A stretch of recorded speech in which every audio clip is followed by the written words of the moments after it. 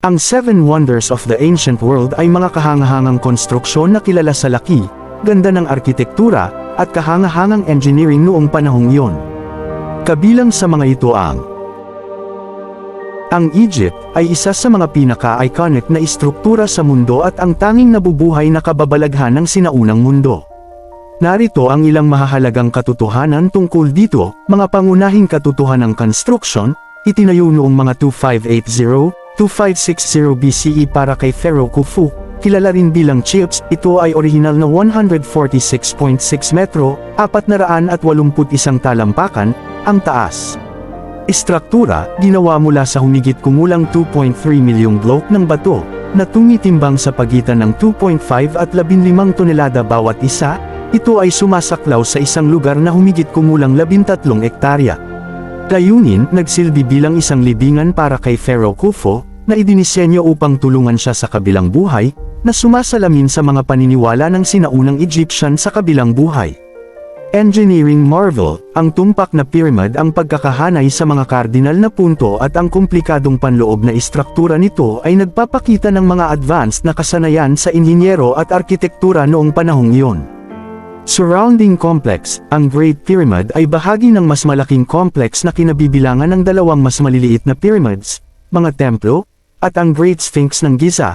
Historical significance, ang Great Pyramid ay nabighani sa mga mananalaysay, arkeologo, at turista sa loob ng maraming siglo, na kumakatawan sa kapangyarihan at talino ng sinaunang sibilisasyong Egyptian. UNESCO World Heritage Site, ito ay itinalaga bilang UNESCO World Heritage Site noong 1979 at patuloy na naging pangunahing atraksyon. Ang Great Pyramid ay nananatiling isang testamento sa tagumpay ng tao at isang walang hanggang simbolo ng kadakilaan ng sinaunang Ehipto. Ang Hanging Gardens ng Babylon ay isa sa pinakatanyag at mahiwagang kababalaghan ng sinaunang mundo. Ayon sa mga sinaunang teksto, ang mga ito ay itinayo sa lungsod ng Babylon, modernong araw na Iraq, posibleng noong panahon ng paghahari ni Haring Nebuchadnezzar II noong mga 600 BC. Narito ang karaniwang sinasabi tungkol sa kanila. Paglalarawan, ang mga hardin ay inilarawan bilang isang pambihirang serye ng mga terraced na hardin na puno ng malalagang halaman, kakaibang mga halaman, at umaagos na tubig. Sinasabing ang mga ito ay kahawig ng isang bundok o ziggurat na may mga puno, palumpong, at bulaklak na dumadaloy sa mga gilid. Ang mga hardin ay di umano'y gumamit ng mga advanced na sistema ng irigasyon upang maghatid ng tubig mula sa Ilog Euphrates upang mapangalagaan ang mga halaman, na lumikha ng isang oasis sa gitna ng disyerto. Layunin, madalas sabihin na si Nebuchadnezzar II ay nagtayo ng mga hardin para sa kanyang asawa, si Reyna Amytis, na hindi nakuha, ang luntiang kabundukan ng kanyang tinubuang bayan, inaakalang media, sa modernong panahong Iran. Ang mga hardin ay sinadya upang muling likhain ng luntiang mga tanawin na kanyang inaasam-asam. Ang ilang mga historiador ay nag-iisip na ang mga ito ay maaaring isang alamat o pinalaki ng mga sinaunang manunulat. Naniniwala ang iba na maaaring sila ay matatagpuan sa ibang lungsod, gaya ng Nineveh, ang kabisera ng Assyria, batay sa ilang makasaysayang mga salaysay. Sinaunang pinagmulan, binanggit ng mga manunulat gaya ni Herodotus, Strabo, at Diodorus Siculus ang mga hardin, bagaman iba-iba ang paglalarawan ng mga ito.